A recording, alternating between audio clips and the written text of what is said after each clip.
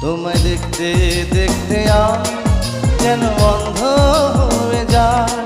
দুনিয়াতে তুমি ছাড়া কিছু দেখার তোমার না।